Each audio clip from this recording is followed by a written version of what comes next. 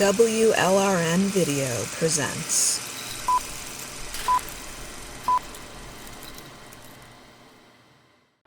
Yay, we live. Hi, Thistle. Nice to have you back on WLRN's airwaves. Welcome. This is like home, so thank you. Oh, nice. So, at the last time we talked, the pandemic was just starting, and so we didn't hardly mention it in our interview, but now 2 or 3 months have gone by and a lot has happened. Can you tell us about your country and what it's like to be living under the pandemic where you are? Mm-hmm. I should start off by saying that personally, very personally, okay, and I'm speaking with so much privilege and I understand that. Pandemic has been the best thing that happened to me because there are fewer people on the road, there's less honking, the dogs are happy, the birds are out and all of those things. In that context, and I find myself to be stuck at home most of the time because I work from home. So with all that in mind, it's really nice to wake up in the morning and hear the birds chirp. And, I have a lot of these dogs on the street that I sort of take care of, feed and everything. It's nice to have them not worry about, a car that's, swinging past in a really illegal speed, So all that is sort of a plus for me. And pandemic or not, I have pretty much been homebound. I like to just work 24/7, and that way it's been personally very rewarding. And I know that I am speaking with so much privilege, but I guess you can sort of take this as a very exclusive positive that I personally experience. It's obviously not the general opinion of the country.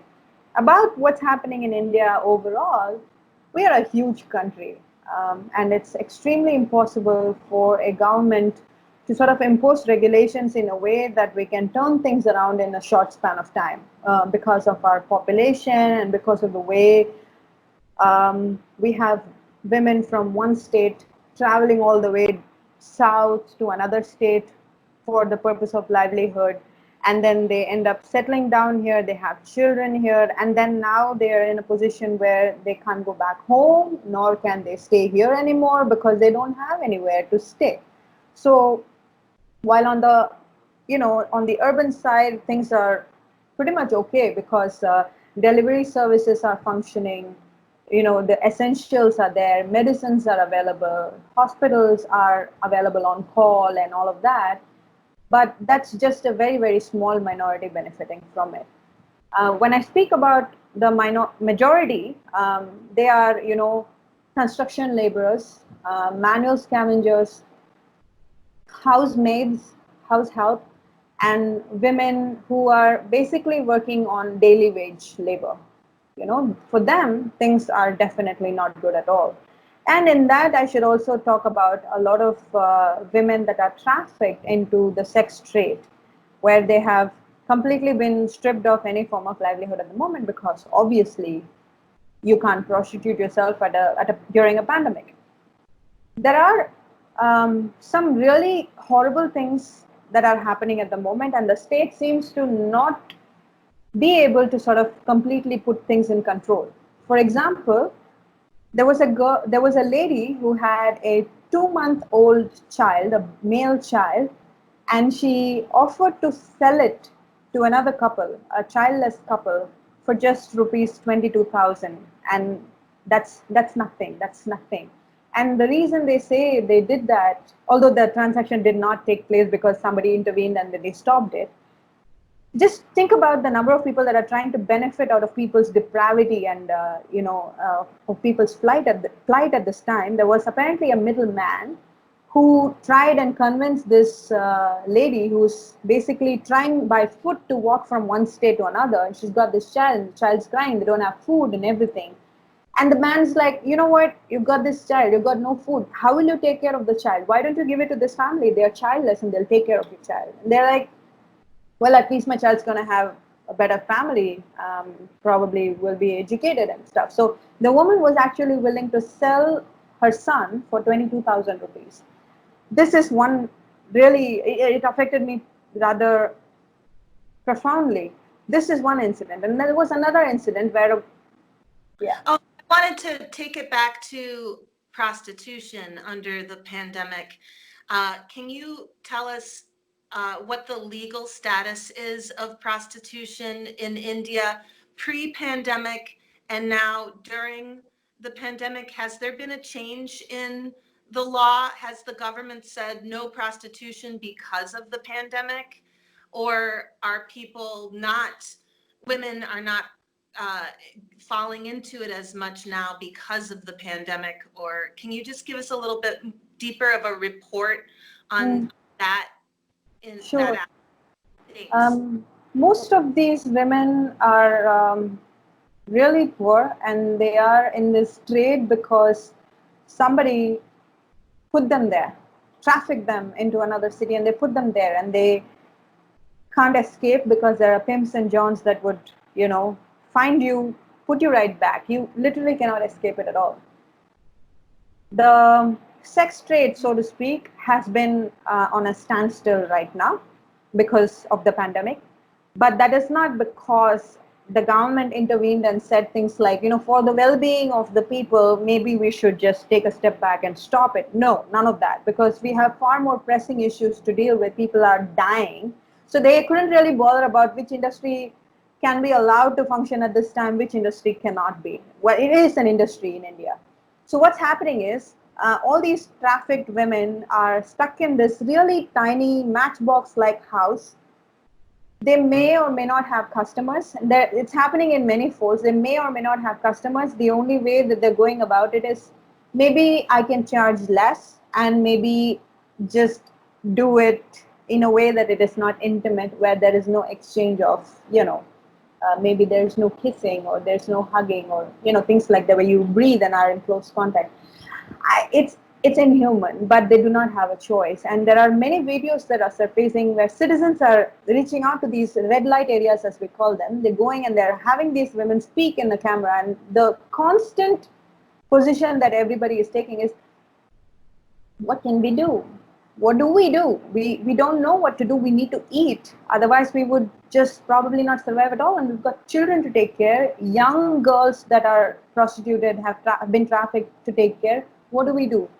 In that regard, there is a phenomenal organization run by this woman called Ruchira Gupta that has been, despite it being a grave risk to her health and her volunteers' health, they are all outside on road trying to feed these women that are trafficked and their children, and in the process trying to sort of teach them some games and so on and so forth. But the government hasn't had any interest in sort of looking into this. And to be honest, even before pandemic, it's like a hush-hush situation. We're a conservative country, and not a lot of people would like to sort of acknowledge that such a industry is thriving in a country like ours. And you probably have people that are in the positions of power making use of these services. So nobody will openly sort of challenge it or say that now is probably a good time for the women to just completely stop doing it once and for all. We will take all of them and rehabilitate them, find them a better employment opportunity, so on and so forth. But then again, there are a lot of other problems, because most of these women are very, very addicted to substance. They end up doing a lot of substance abuse. So when you sort of take them away from that, and if you strip them of an opportunity to procure their drug, you can imagine what it does to your body as well. So people can be extremely desperate for some money in order to get that one little shot, or to just have food maybe.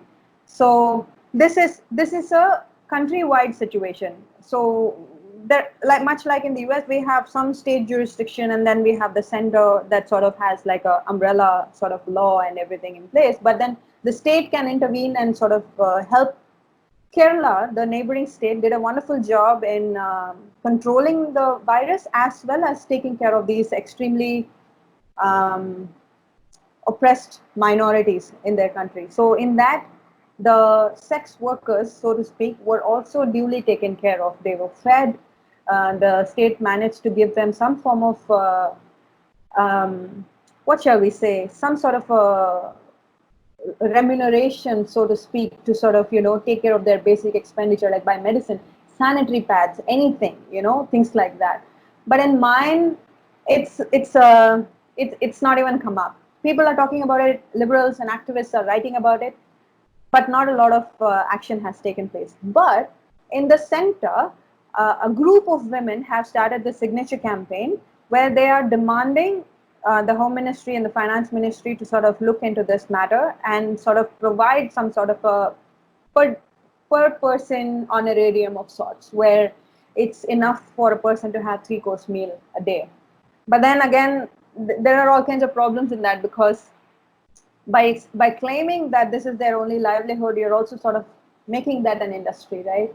It's a double-edged sword. And the signature campaign had some 10,000, 20,000 people that had signed it, and nobody knows yet what the center has decided to do with the request. But there's also a crowdfunding campaign going on where people are sort of volunteering and giving out some excess cash, and which is then taken by these volunteers, and food is being made available, clothes, underwear, sanitary pad, and things like that are being made available. But then, to be very, very honest with you, it's not even the tip of the iceberg about how dangerous it is for the really vulnerable women in India.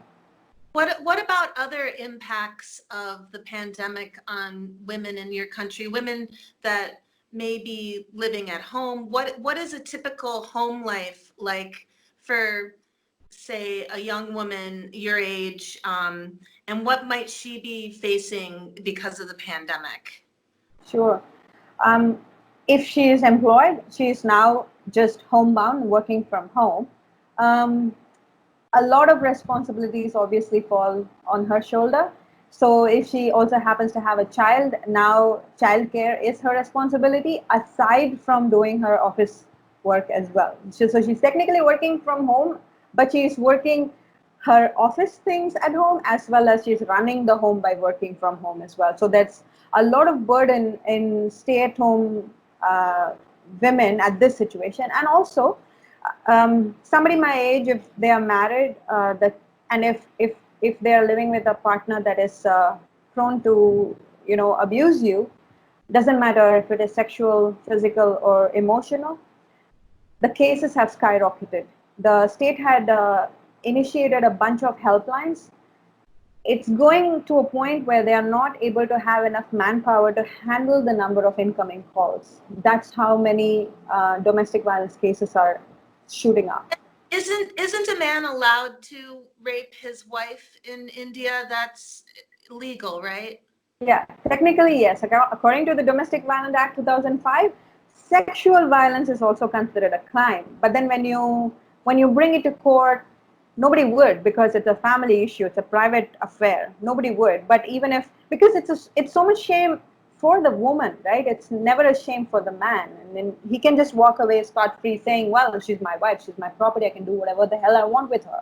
But for her to go to a court and say I was raped is not an easy procedure at all, with or without pandemic, whether or not she's married or whether it is somebody absolutely stranger to her. So in India, marital rape has not been explicitly made illegal, where if you are in a violent home where the abuser's primary weapon against you is sexual violence, you literally do not have any recourse.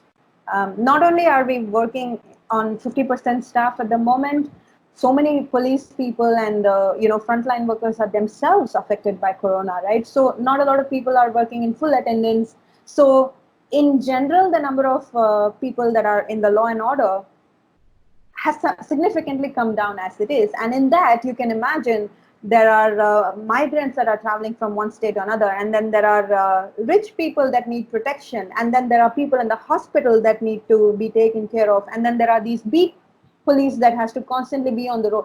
In all of these things, a woman's situation is never a priority. You are listening to WLRN.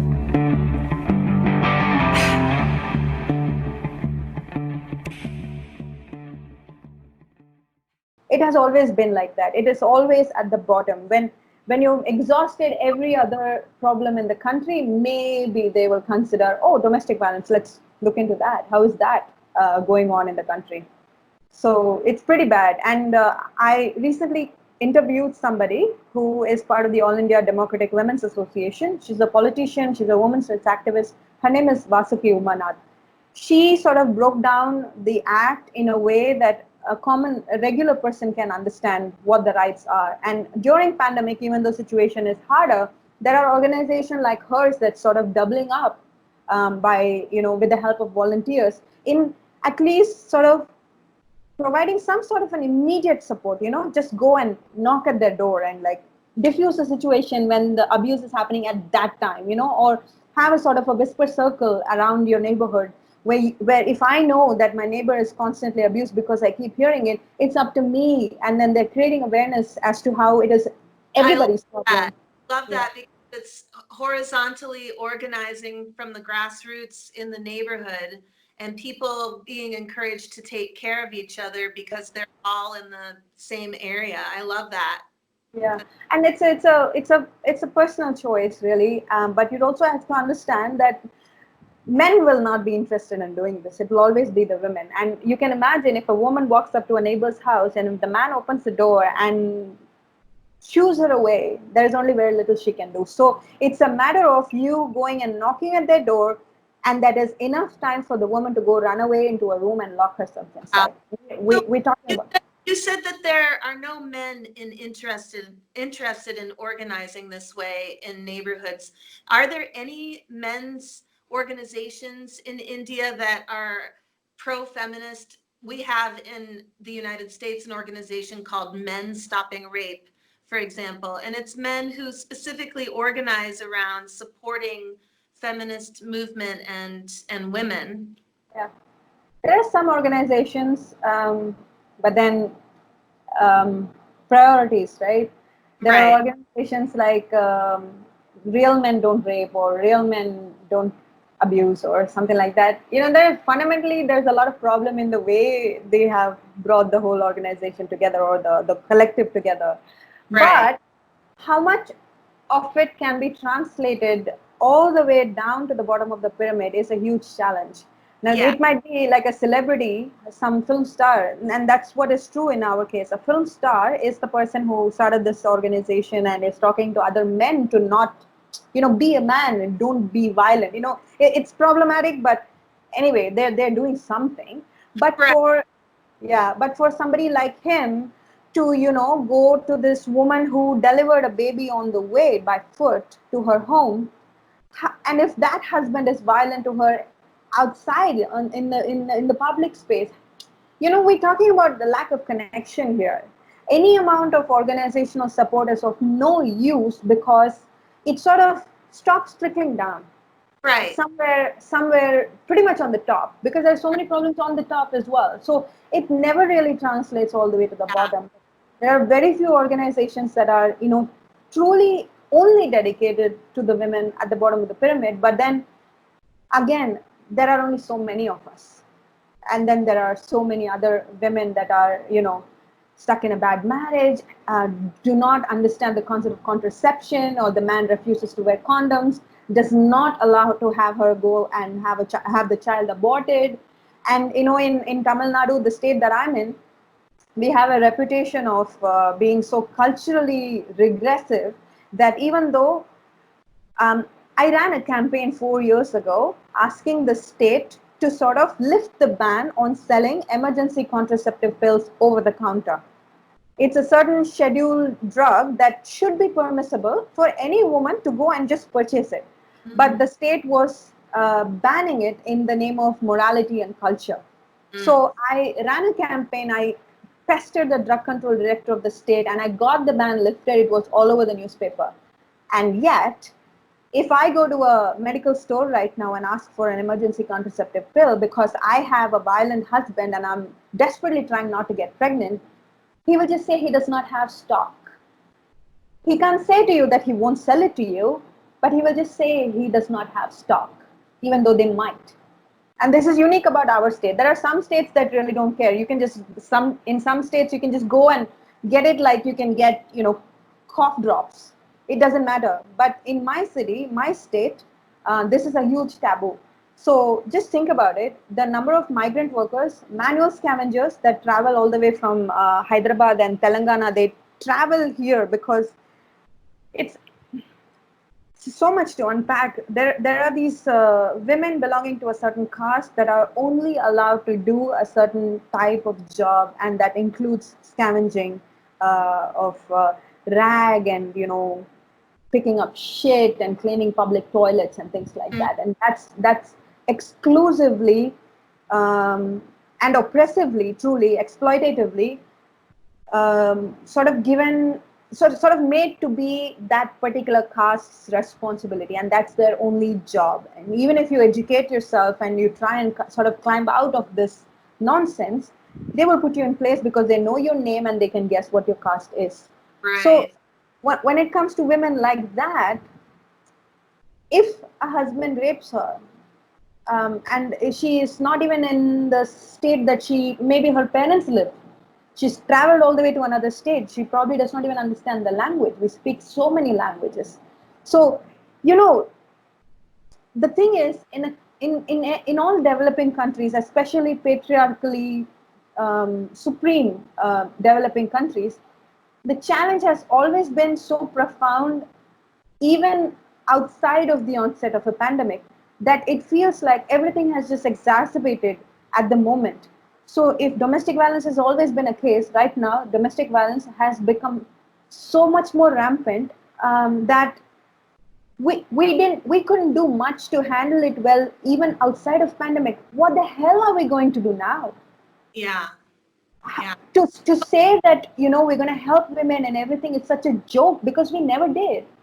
Getting back to grassroots organizing, and I don't remember the name of the woman in the organization that you mentioned, but you talked about women in a neighborhood caring for one another and knocking on the door if an abuse situation is taking place, and that's really very grassroots. And then you started talking about the day after pill, the pill that you can take when you suspect that you're pregnant to terminate a pregnancy. And that made me start thinking, and how that too is not accessible in India because things are just so chaotic, it sounds like, and so really taking the power into our own hands. And there are ways women can terminate a pregnancy through using herbs and naturally, and forming women's community to teach each other these old folkloric ways of being in charge of our reproductive system. And there are women in the United States that kind of below the radar, they don't want to really advertise that this is what they're doing, but they are teaching these ways to women so that women aren't dependent on this pharmaceutical, large medical industrial complex to be in charge of their reproductive capacities. Is there anything like that happening that you know of in your country? Nothing as prominently advertised as it should be. And there is probably a reason why it is so. Because it doesn't concern me when it comes to, reproduction or childbirth. I think I have generally been unaware about these little, pockets where women have been helping each other. But even outside of the pandemic, there are, much like in the 70s when abortion was illegal, there are these alleys where, slightly oldish women have just, been this wise sort of, they'll have this dilapidated corner in the house where they go and get the procedure done.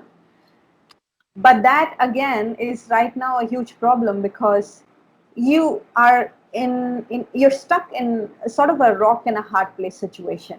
You probably don't even know if you can suspect pregnancy at a rate when the violence is happening pretty much every day, and at the same time you're desperately trying to make some living. So while there might be people that are helping each other, maybe if I have an emergency contraceptive pill and I can give it to some woman that I know of, those things are very, very normal. It's like how we have pads and we give pads to other women. It's much similar to that. But the problem is not with the urban community, the middle class, educated community. The problem is with communities that do not have the education or do not even understand that something can be done for you to not have that child or not materialize that pregnancy. They don't know any better. Sometimes the violence is so horrible that we we are we're negotiating between trying to sort of give it to the man so that he will be done with it and he will go away so she can then feed the child.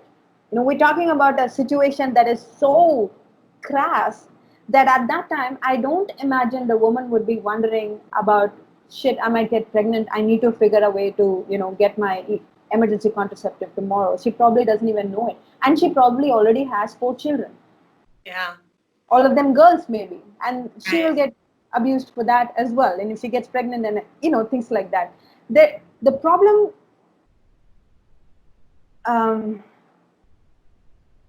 the problem is not the pandemic. The problem is patriarchy and poverty, like it has always been.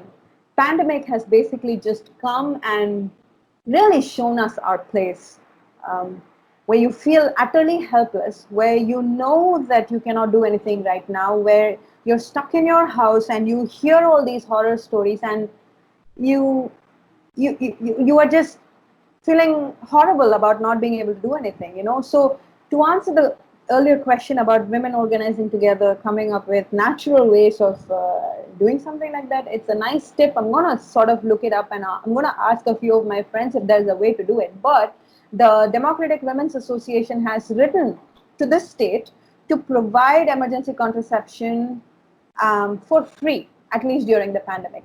So there are a few people that are raising some funds, going to these houses and giving them a box of condoms and giving them, everyday pills and so on and so forth as much as they can.